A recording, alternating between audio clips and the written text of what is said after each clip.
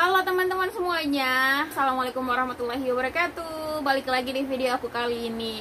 Dan kali ini aku mau bagiin konten atau aku mau share gimana caranya aku tuh tetap bisa on track, tetap bisa pada jalur ketika tugas aku sebagai seorang ibu rumah tangga yang emang full dari rumah.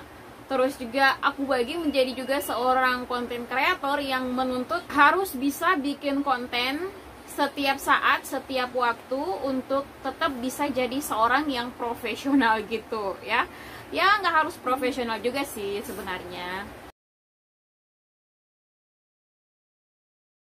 By the way, sebelum kita lanjut, teman-teman, aku bikin konten ini sementara lagi hujan deras banget ya. Di tempat aku itu lagi hujan dari pagi, siang, sore, malam itu hujan terus. Jadi kalau aku nungguin hujan reda terus aku bikin konten itu bakalan lama, bakalan banyak banget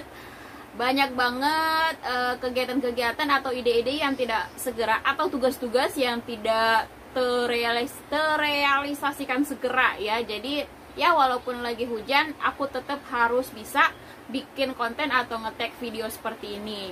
Jadi kemarin aku tuh sempat upload video tentang bullet journal gitu deh. Tapi ya walaupun mungkin gambar-gambar yang aku bikin di video kemarin itu masih terbilang sangat kaku banget. Dan juga sebenarnya aku masih dalam tahap belajar sih bikin bullet journal. Mau itu bullet journal budget keuangan atau mungkin plan with me. Yang jelasnya aku pengen terus belajar, aku pengen terus mengasah kemampuan-kemampuan yang ada, atau aku bisa mengeksplor diri aku tuh bisanya apa selain menjadi ibu rumah tangga. Jadi aku pengen lihat, aku pengen mengukur kemampuan, sejauh mana kemampuan aku.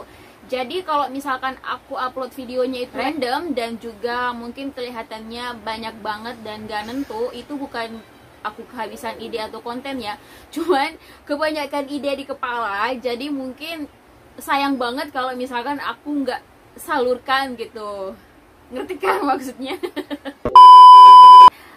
Bujo atau bullet journal yang aku buat itu sebenarnya tidak yang rapi-rapi amat ya, yang seperti yang mereka sudah senior.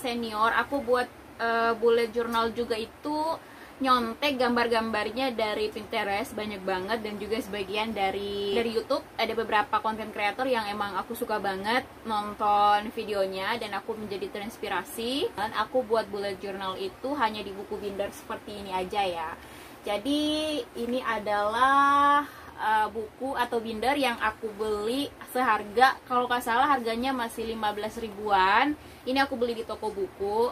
Jadi kalau untuk binder seperti ini, jadi kita bebas mau ngisi kertas apa aja yang ada di dalam. Jadi aku cuman beli dua macam kertas, yang satu itu bergaris, dan juga kalau misalkan aku pengen bikin bullet journal itu aku pakai kertas yang polos.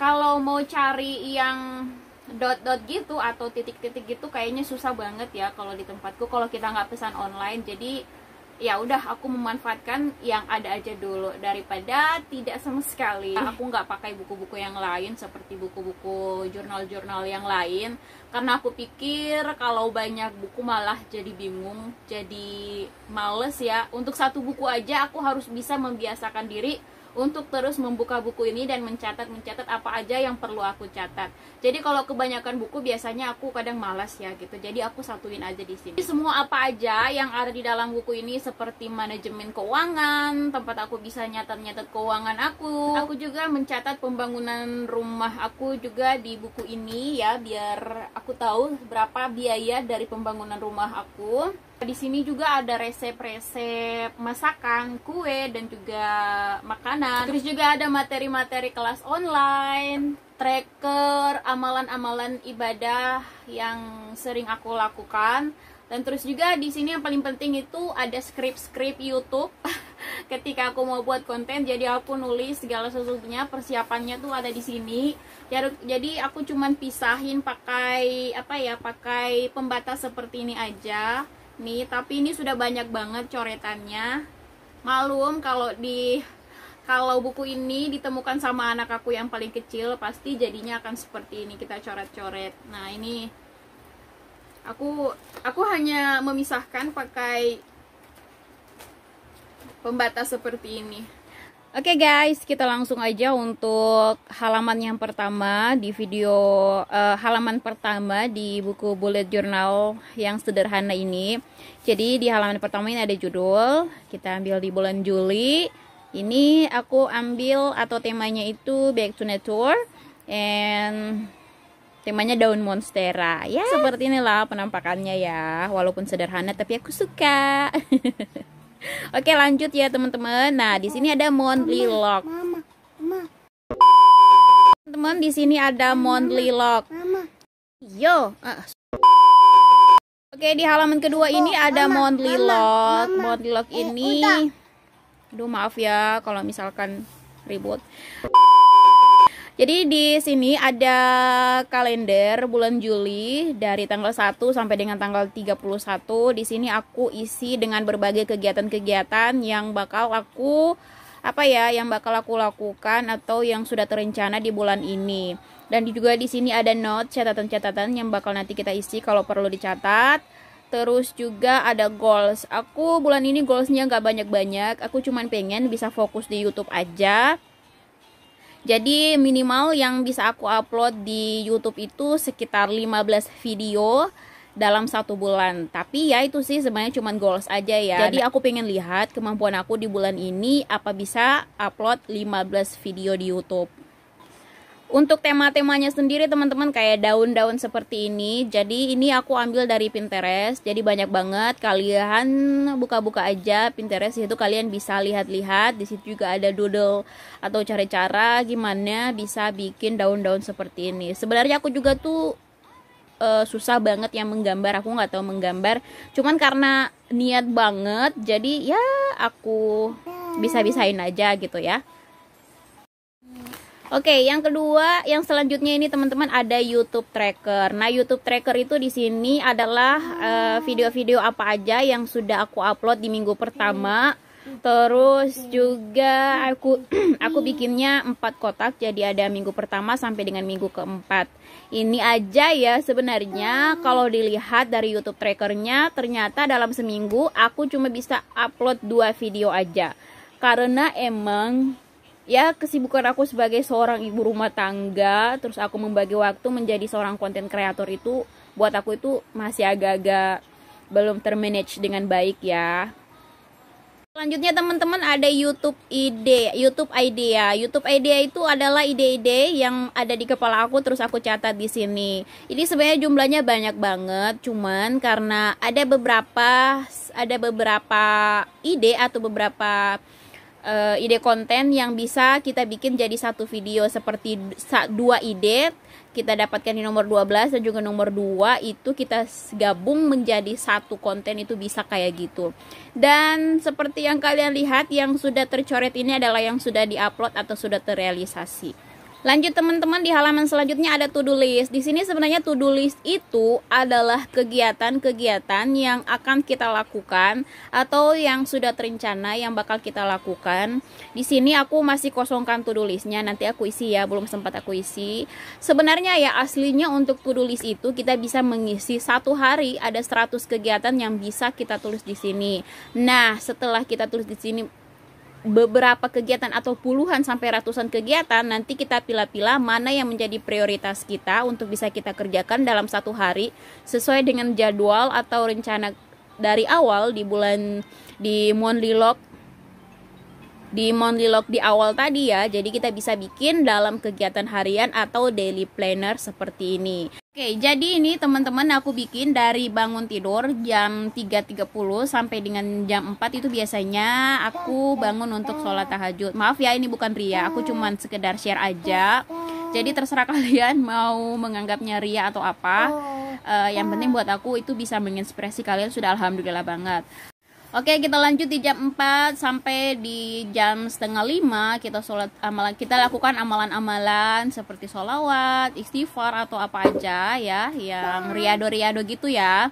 Dan kita lanjut dengan sholat subuh. Setelah sholat subuh di jam 5 aku langsung ODOJ atau one day one juice. Nah teman-teman, dari jam 6 sampai dengan jam 9:30 itu aku benar-benar mengefektifkan waktu dari beres-beres rumah, nyuci, biasanya ke pasar, masak, mandiin anak, suapin anak, pokoknya segala macam TTB-nya di pagi itu. Jadi sebenarnya lebih fleksibel aja ya waktunya, nggak harus yang mungkin waktunya sampai dengan setengah 10, mungkin aja bisa molor atau bisa lebih cepat. Biasanya kalau misalkan semua aktivitas aku sudah selesai di jam 10 itu sampai dengan di jam 12 itu kan masih ada waktu ya. Kadang waktunya bisa lebih banyak, kadang waktunya bisa lebih sedikit, tergantung dari kita memulai hari itu seperti apa. Jadi di sini waktunya aku untuk edit-edit video biasanya, terus juga ngetek video atau main sama anak, atau biasanya baring-baring sambil cek-cek sosmed gitu ya. Jadi kalau udah baring-baring sampai lupa banget sama waktunya, bisa sampai 1 atau 2 jam kita scroll-scroll sosial media. Nah teman-teman, itu adalah daily planner yang sudah aku buat. Ini sebenarnya kegiatannya per hari ini aja ya. Jadi ini kegiatannya nggak yang dalam 1 bulan, karena kita hanya menyesuaikan dengan jadwal yang ada di depan. Kalau misalkan hari ini ada jadwal keluar atau jadwal ngehesta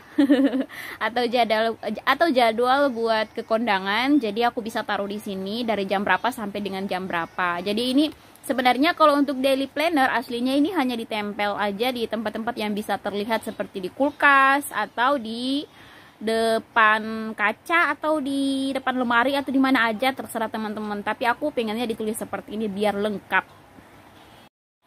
Oke, lanjut untuk halaman berikutnya ada habit tracker. Nah, di habit tracker ini aku bisa nge-track semua kegiatan-kegiatan yang aku lakukan. Jadi kalau misalkan dalam satu hari itu kita bisa melakukan kegiatan positif itu, kita bisa kasih tanda dengan warna-warna yang berbeda, jadi biar lebih variatif aja dan bisa lebih semangat. Jadi ini angka-angkanya adalah 1 sampai dengan 30, jadi sesuai dengan jumlah hari yang ada. Oke, sebenarnya ada weekly focus. Sebenarnya di sini aku mau nambahin, cuman ya aku bikin ini aja dulu yang bisa aku lakuin di setiap harinya. Takutnya aku nggak bisa fokus untuk nulis-nulis lagi, jadi yang ada aja dulu. Oke teman-teman, itu adalah beberapa penjelasan dari bullet journal yang sudah aku buat dan sudah aku upload kemarin. Dan memang aku pengen memaksimalkan atau pengen lebih produktif lagi kalau kita berada di rumah, karena memang kondisi yang memungkinkan kita harus terus bisa berada di rumah ya, karena emang posisinya lagi WFH juga, karena juga kita masih dalam kondisi pandemi seperti saat ini. Dan aku juga berharap buat teman-teman semuanya tetap dalam kondisi yang sehat walafiat dan tak kurang satu apapun. Selalu jaga kondisi fisik kita biar terus bugar, biar terus sehat.